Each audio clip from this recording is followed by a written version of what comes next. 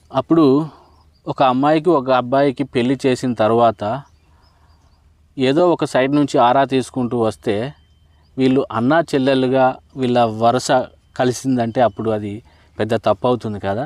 So అలాంటి just ఇందులో ఒకటి టు ఎన్ష్యూర్ కంపాటిబిలిటీ, అంటే వాళ్ళకు పొసుగుతుందా లేదా అనేది ఒక విషయం అయితే, రెండవది ఏంటంటే to avoid close blood relations అన్నమాట. సో ఎందుకంటే వరుస కుదరాలి, వరుస కుదరకుండా పెళ్ళిళ్ళు చేస్తే తర్వాత తప్పుగా భావించడం జరుగుతుంది. కాబట్టి ఇలా అంటారేమో అని నేను అనుకుంటున్నాను. మరేదైనా కారణం ఉండుంటే మీరు నాకు కామెంట్ రూపంలో చెప్పండి. అప్పుడు సుధీర్ వాళ్ళ నాన్న అంటున్నాడు, వాళ్ళది పరువు గల కుటుంబం, they come from a well reputed family. ఇక్కడ మనం there's is a well reputed family చూడటానికి grammatically it is correct, but ఇలా చెప్పడం కరెక్ట్ కాదండి. అప్పుడు మనం ఏమనాలి అంటే మోస్ట్ కామన్గా యూస్ చేసేది ఏంటంటే they come from a well reputed family. ఇక్కడ మనం పరువు అనే పదానికి రెప్యుటేషన్ యూజ్ చేయడం జరుగుతుంది. ఎందుకు అంటే పరువు అనే పదానికి తెలుగులో పర్యాయ పదాలు ఏంటంటే గౌరవం, మర్యాద, కీర్తి, ప్రతిష్ట ఇలాంటివన్నీ చాలా ఉంటాయి. సో మనకు ప్రతి వర్డ్కి ఇంగ్లీష్లో ఒక వర్డ్ సూట్ అవ్వాలి అంటే కొన్ని సందర్భాల్లో కుదరకపోవచ్చు. కానీ సందర్భాన్ని బట్టి మనం ఇక్కడ అర్థం చేసుకుంటే ఇక్కడ రెప్యుటేషన్ అనేది మనం చూసుకోవడం జరుగుతుంది అనమాట. They come from a well reputed family అని చెప్పేసి మనం చెప్పొచ్చు ఇక్కడ. అలాగే అమ్మాయి రూపవతి, గుణవతి. The girl is both beautiful and virtuous. Virtuous అంటే ఏంటి? A lady of character. గుణవతి అనే అర్థం అన్నమాట, మంచి బుద్ధిమంతురాలు. తన పేరు సత్యవతి, కానీ సత్య అని పిలుస్తారు. ఏదోనండి నేను ఎక్కడో వింటాను. ఇది యాక్చువల్గా దీనికి ఈ సెంటెన్స్ ఇక్కడ యాడ్ చేయడానికి కారణం ఏంటంటే I go by or she goes by అని నేను అక్కడక్కడ విన్నాను. సో ఈ మాట మీకు తెలియాలని ఇది ఒక సెంటెన్స్ని ఈ సందర్భంలో ఇంక్లూడ్ చేయడం జరిగిందండి. తన పేరు సత్యవతి, కానీ సత్య అని పిలుస్తారు. Her name is Satyavathi but she goes by Satya. She goes by Satya అంటే it means that while her full name is Satyavathi, people usually call her Satya. Goes by, she goes by Satya అంటే ఇదేంటంటే ఒక నిక్ నేమ్ అనొచ్చు, లేదా ఒక ప్రిఫర్డ్ షార్ట్ నేమ్ అని చెప్పేసి మనం అనుకోవచ్చు అనమాట. సో అందుకోసమని ఇది కూడా మీకు తెలియాలని ఈ సెంటెన్స్ ఇక్కడ ఇవ్వటం జరిగింది. అమ్మాయిని ఒకసారి చూస్తే నీకు తప్పకుండా నచ్చుతుంది. Once you see the girl you will definitely like her.